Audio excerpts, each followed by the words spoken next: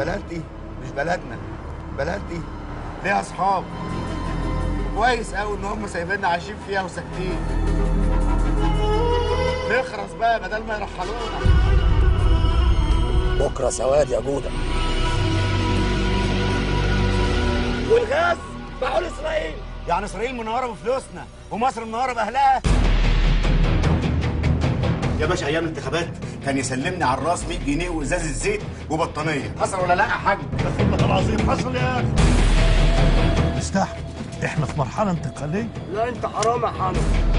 مظاهرة ايه وهباب ايه؟ يبقى نوقفها بالقانون.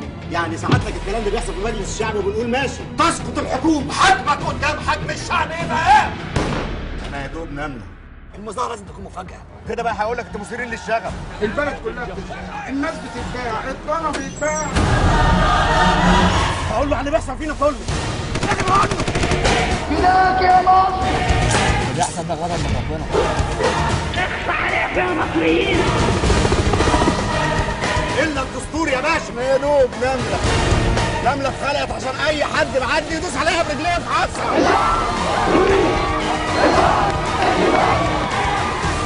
انا كمان نمله اتفعصت والناس برجلين. يلا ما حافظتوش على البلد، يلا ما حافظتوش على البلد.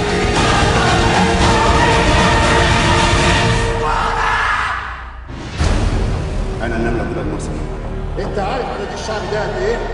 حد يقدر يعد شعر يا باشا؟ حد يعرف يعد شعر راسه؟